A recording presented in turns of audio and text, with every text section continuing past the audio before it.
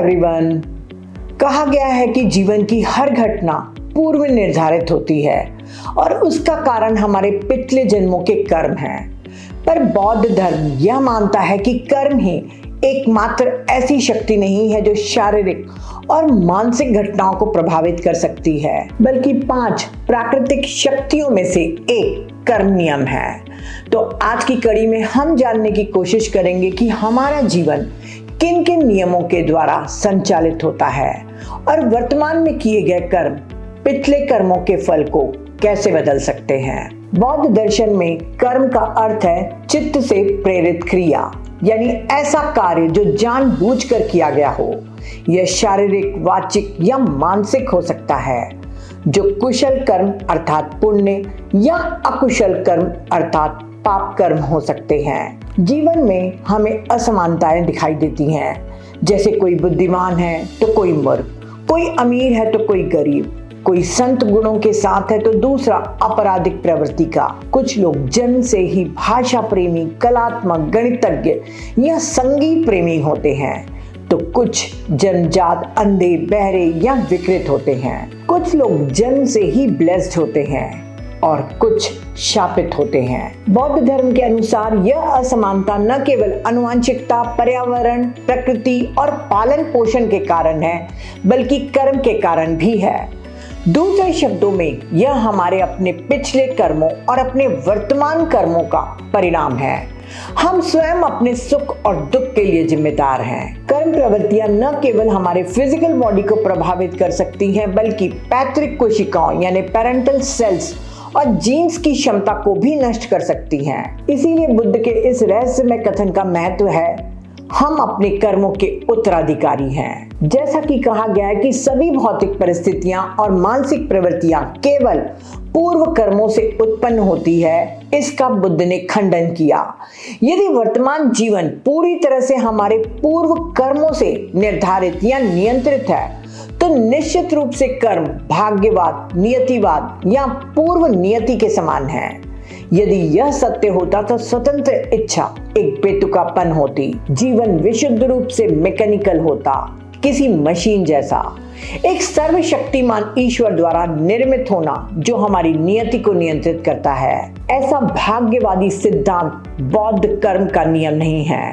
बौद्ध धर्म के अनुसार 5 ऑर्डर्स या पंच नियम है जो प्रकृति, मन और नैतिकता के विभिन्न पहलुओं को नियंत्रित करते हैं और कॉज एंड इफेक्ट के सिद्धांत को विस्तार देते हैं। पहला कर्म नियम, नैतिक कारण, कार्य और परिणाम का ऑर्डर। अच्छे कर्म सकारात्मक प्रभाव उत्पन्न करेंगे और बुरे कर्म नकारात्मक प्रभाव उत्पन्न करेंगे।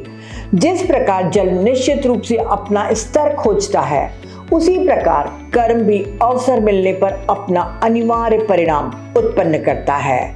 पुरस्कार या दंड के रूप में नहीं, बल्कि एक सहज ऑर्डर के रूप में। दूसरा ऊतु नियम यानी ऋतु नियम। यह फिजिकल और इनऑर्गेनिक ऑर्डर को संदर्भित करता है, यानी सीजन और क्लाइमेट, जिसमें वर्षा और तेज आंधी जैसी मौसमी घटनाएं शामिल हैं और भूकंप, सूखा, बाढ़, तूफान आदि जैसी प्राकृतिक आपदाओं को ऊतु नियम द्वारा नियंत्रित माना जा सकता है। तीसरा बीज नियम, order of germs and seeds, physical organic order को संदर्भित करता है जो नेचुरल रिप्रोडक्शन और जेनेटिक्स से संबंधित है। अर्थात यह नियम बीज से पौधे और फल उत्पन्न होने की प्रक्रिया को नियंत्रित करते हैं और यह हेरिडिटी और बायोलॉजिकल ग्रोथ के नियमों को भी शामिल करते हैं। उदाहरण के लिए आम के बीज से आम का पेड़ उगना या किसी व्यक्ति में माता पिता से आनुवंशिक गुणों का प्रकट होना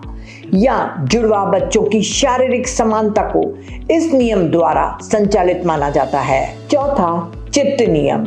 यह मन और मानसिक प्रक्रियाओं जैसे चेतना, चिंतन और बुद्धि को नियंत्रित करने वाला मनोवैज्ञानिक नियम है। ये नियम कहता है कि सभी मानसिक घटनाएं कुछ कारणों यानी पूर्ववर्ती परिस्थितियों से उत्पन्न होती हैं और जब वे कारण समाप्त होते हैं तो मानसिक प्रक्रियाएं भी समाप्त हो जाती हैं। एग्जाम्पल के तौर पर किसी बाहरी उत्तेजना जैसे अपमान से क्रोध उत्पन्न हो सकता है, और जब वह उत्तेजना हट जाती है तो क्रोध भी शांत हो सकता है। इस नियम को आंशिक नियंत्रित किया जा सकता है। यह नियम मेडिटेशन और मन की शुद्धि की अभ्यास का आधार है, क्योंकि यह दर्शाता है कि मन को सही दिशा में प्रशिक्षित किया जा सकता है। 5वां धम्म नियम, ये प्रकृति का यूनिवर्सल ऑर्डर है जो भौतिक और मानसिक घटनाओं की 3 विशेषताओं अनित्यता, दुख और सारहीनता को नियंत्रित करता है। ये नियम गुरुत्वाकर्षण, इलेक्ट्रोमैग्नेटिक फोर्सेस जैसे प्राकृतिक शक्तियों को शामिल करता है। ये नियम ब्रह्मांड के यूनिवर्सल ट्रुथ को समझने में मदद करता है, अर्थात जो जन्मा है उसकी मृत्यु निश्चित है। अतः व्यक्ति को संसार की नश्वरता और निर्वाण की ओर यह प्रेरित करता है। इस प्रकार हमने देखा कि कर्म नियम नैतिकता और मानव के इंटेंशंस द्वारा किए गए कार्यों पर केंद्रित है, जबकि ऊतु और बीज नियम फिजिकल और बायोलॉजिकल प्रक्रियाओं को नियंत्रित करते हैं। चित्त नियम मन की कार्य प्रणाली को समझाता है, जो कर्म नियम के साथ मिलकर आध्यात्मिक विकास में महत्वपूर्ण है। धम्म नियम सभी नियमों को इंटीग्रेट करता है और ब्रह्मांड की अल्टीमेट ट्रुथ को दर्शाता है। यद्यपि प्रकृति और कर्म के नियम मैकेनिकल और स्वचालित हैं, पर मानव की बुद्धिमत्ता, सही समझ और इच्छा शक्ति इन नियमों को कुछ हद तक प्रभावित कर सकती है। एग्जाम्पल के तौर पर हमने देखा है कि मनुष्य बिना जले अंगारों पर चला है, और योगी हिमालय की बर्फ पर नग्न होकर मेडिटेशन करते हैं। साइंटिस्ट ने अलग अलग फूलों और फलों के साथ अद्भुत कार्य किए हैं। योगियों ने ग्रेविटेशन के अगेंस्ट लेविटेशन यानी उत्तोलन किया है। कर्म का नियम पूर्णतः स्वचालित है और इसके परिणाम अटल हैं। जब कर्म शक्तिशाली होता है तो मनुष्य इसके फल को बदल नहीं सकता। फिर भी सही समझ और कुशल इच्छा शक्ति के माध्यम से भविष्य को आकार देना संभव है। अच्छे कर्म बुरे कर्मों के प्रभाव को कम कर सकते हैं। कर्म का परिणाम या फल बुद्धिज्म में विपाक कहलाता है। एक बार जब स्वैच्छिक कर्म किया जाता है, चाहे वह सकारात्मक हो या नकारात्मक, तो वह अंततः देर सवेर प्रभाव उत्पन्न करेगा। किसी विशेष कर्म के परिणाम कब दिखाई देते हैं, इसके आधार पर कर्म को 4 प्रकार में विभाजित किया गया है। पहला, तत्काल प्रभावी कर्म। इस प्रकार का कर्म फल इसी जीवन में मिलेगा, अन्यथा अप्रभावी कर्म बन जाएगा। दूसरा, तत्पश्चात प्रभावी कर्म। इस प्रकार का कर्म फल अगले जन्म में मिलेगा, अगर नहीं मिल पाया तो अप्रभावी कर्म बन जाएगा। तीसरा, अनिश्चित काल तक प्रभावी कर्म। यह कर्म का सबसे मजबूत प्रकार है और यह अगले जीवन से लेकर अंतिम मुक्ति प्राप्त करने तक किसी भी समय परिपक्व हो सकता है। चौथा, अप्रभावी कर्म। यदि किसी कर्म को अपना प्रभाव प्रकट करने का अवसर या उपयुक्त परिस्थितियां न मिले तो वह अप्रभावी हो जाएगा। बुद्ध और अरहंतों के कर्म जिन्होंने अभी तक फल नहीं दिए हैं, उनके देह त्यागने के बाद अप्रभावी हो जाएंगे। इसे अहोसी कर्म कहते हैं। भगवान बुद्ध ने कहा कि सभी जीव अपने कर्मों के स्वामी हैं, अपने कर्मों के उत्तराधिकारी हैं। वे अपने कर्मों से उत्पन्न होते हैं, वे अपने कर्मों के माध्यम से संबंधित हैं। उनके कर्म ही उनके आश्रय हैं और यह कर्म ही है जो प्राणियों को निम्न और श्रेष्ठ में विभेदित करता है। कर्म को 4 प्रकारों में वर्गीकृत किया गया है। पहला, प्रजनन कर्म, रिप्रोडक्टिव कर्मा, जीवन को जन्म देने वाला। हमारे पिछले कर्म जो मृत्यु के समय सबसे शक्तिशाली होते हैं, वही हमारे नए जीवन को जन्म देते हैं। इसे ही प्रोडक्टिव कर्मा कहते हैं। ये कर्म शरीर और मन के स्कंदों को जन्म देते हैं, जैसे कि शरीर का आकार, जेंडर, चेतना यानी बुद्धि और प्रारंभिक परिस्थितियां। जीवन में जो दुखद या सुखद अनुभव होते हैं, जैसे दरिद्रता, समृद्धि, कुरूपता, सौंदर्य, अल्पायु, दीर्घायु, दुर्बलता, स्वास्थ्य, ये सब उस जन्म विशेष के रिप्रोडक्टिव कर्म की शक्ति से उपजे होते हैं। दूसरा, सहायक कर्म, सपोर्टिव कर्मा।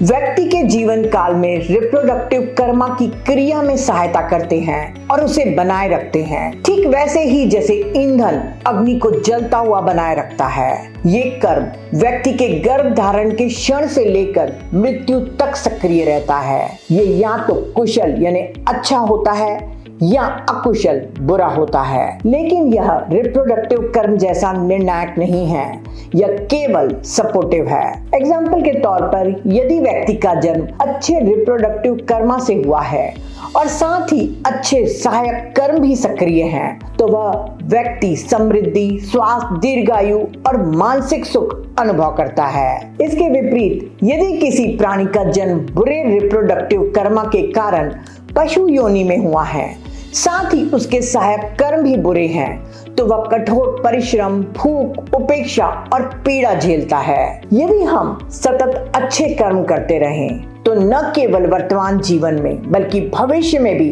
अच्छे सहायक कर्म सक्रिय रहकर मन और शरीर के अनुकूल वातावरण बनाएंगे। इसीलिए मेडिटेशन, काइंडनेस, मोरालिटी, सर्विस जैसे कार्य सिर्फ पुनर्जन्म नहीं बल्कि इस जीवन को स्थिर और समृद्ध बनने वाले सहायक कर्म बनते हैं और हमारे चैलेंजेस, सफरिंग जो बाधक कर्म के कारण जीवन में रुकावटों के रूप में आती हैं, उनके प्रभाव को भी कम करने में सहायता कर सकते हैं। तीसरा, बाधक कर्म, ऑब्स्ट्रक्टिव कर्मा, वह कर्म जो रिप्रोडक्टिव कर्म के फल को कमजोर, बाधित या देरी से प्रकट करता है। एग्जाम्पल के तौर पर यदि किसी व्यक्ति का रिप्रोडक्टिव कर्मा उसे धनवान परिवार में जन्म देता है, लेकिन बाधक कर्म के कारण उसे बार बार आर्थिक नुकसान, स्वास्थ्य समस्याएं या पारिवारिक कलह का सामना करना पड़ सकता है। या एक व्यक्ति जिसका सहायक कर्म उसे अच्छी शिक्षा प्राप्त करने में मदद करता है, बाधक कर्म के कारण नौकरी में असफलता या